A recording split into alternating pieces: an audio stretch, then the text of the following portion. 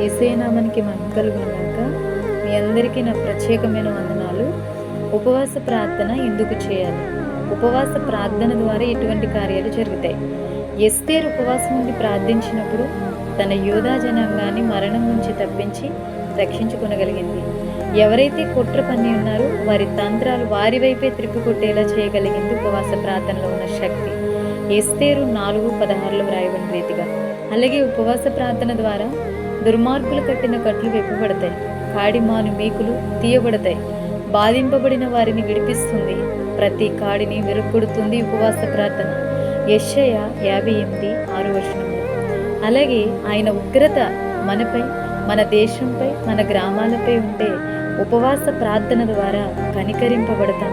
For ఎగ్జాంపుల్గా సొదొమ గొమొర పట్టణాలు పాపముతో నింపబడ్డప్పుడు ఆ పట్టణాలు ప్రభువుకు మొరుపెట్టాయి.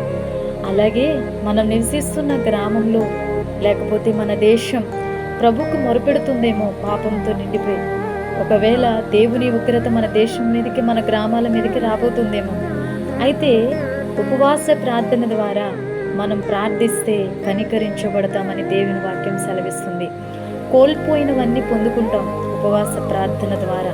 యోవేలు 2:12లో వ్రాయబడిన రీతిగా. ఉపవాసం ఉన్నప్పుడు మన వస్త్రములను కాదు హృదయాలను చింపుకుంటే తాను చేయనుద్దేశించిన కీడు నుంచి మనం తప్పించబడతాం.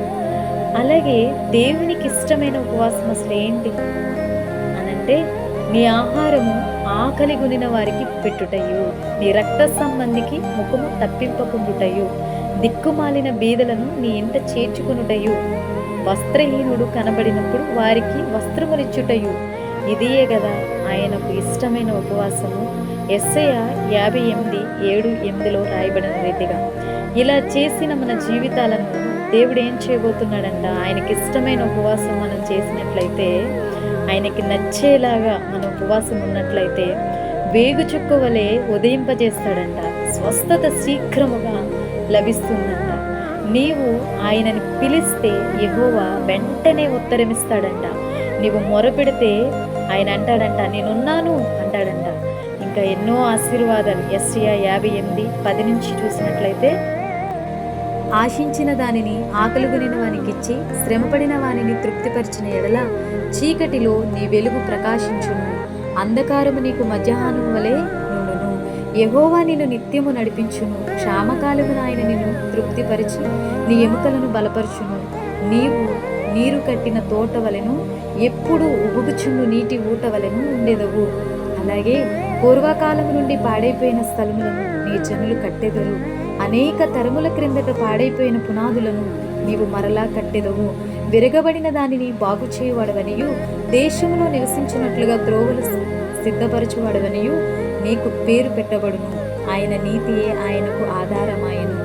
అలాగే నీవు యెహోవా యందు ఆనందించెదవు, దేశం యొక్క ఉన్నత స్థలముల మీద నేను నిన్నెక్కించేదను.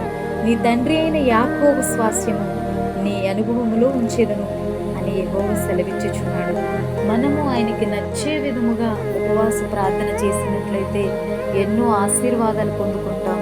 అలాగే ఉపవాస ప్రార్థనలో ఉన్న శక్తిని తెలుసుకుని ప్రార్థిస్తే ఎన్నో కట్లను మన ప్రార్థన ద్వారా తెంచివేయగలుగుతాం. ఎన్నో బంధకాలు ఊడిపోయేలాగా మన ఉపవాస ప్రార్థన అనేది మనకి సహాయపడుతుందన్నమాట.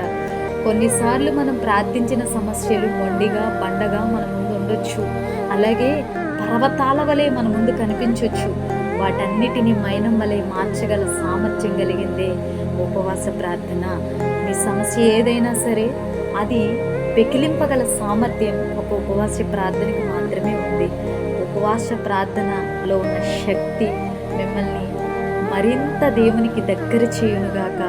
ఆ శక్తితో బలమైన కార్యాలు మీ ప్రార్థనల ద్వారా జరుగునుగాక. దేవునికి మీరు మరింత దగ్గర అవుదురుగాక. ఈ మాటలు మీ హృదయంలో ఫలించునుగాక.